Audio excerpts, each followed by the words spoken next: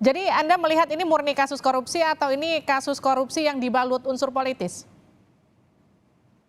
Ya, kalau dari sisi hukum tentu semua berbasis kepada alat bukti Hmm. ya.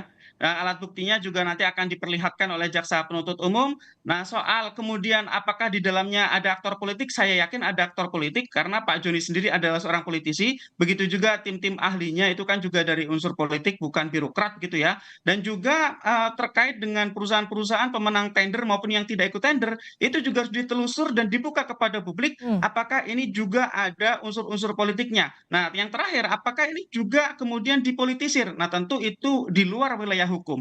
Bahwa kemudian kasus ini akan diseret untuk keuntungan-keuntungan politik, tentu itu sudah bukan merupakan jangkauan dari wilayah hukum. Oke. Secara hukum yang harus dilakukan oleh kejaksaan adalah membuktikannya di depan persidangan, Mbak Livi. Kalau tadi Anda mention seolah-olah ada pihak-pihak yang untouchable, nggak bisa tersentuh di kasus ini, artinya kalau menurut Anda apakah potensi tersangkanya cukup di 8 orang ataukah ada terbuka potensi orang lain?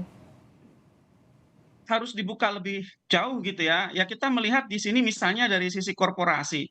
Korporasinya saja belum ditangani oleh kejaksaan. Padahal kalau kerugian keuangan negaranya sampai 8 triliun, tentu itu kan uangnya mengalir ke korporasi. Tidak bisa hanya dibebankan kepada pengurusnya saja. Orang yang memiliki hubungan pekerjaan maupun non pekerjaan ya, ketika korporasinya menerima manfaat tidak melakukan pencegahan dan Hmm. melakukan pembiaran, maka korporasi tersebut juga seharusnya dijadikan sebagai tersangka untuk kemudian didakwa di depan persidangan. Kenapa? Karena tujuan utama dari upaya pemberantasan korupsi Hmm. seharusnya adalah aset recovery, mengembalikan seoptimal mungkin kerugian keuangan negara Oke. yang telah hilang. Nah, itu hanya bisa dipenuhi oleh korporasi karena korporasilah yang punya kekayaan yang cukup untuk mengembalikan kerugian keuangan negara tersebut. Pak Tetapi Zainur, sekali kalau lagi, dari dirunut dari PPPU perjalanan kasusnya ini ada potensi kemudian masuk ke pasal pencucian uang nggak? pasti. Jadi dari proyek ini pasti akan diusut dari sisi pencucian uangnya dan tadi juga sudah ada dakwaan yang dibacakan terkait dengan pencucian uang.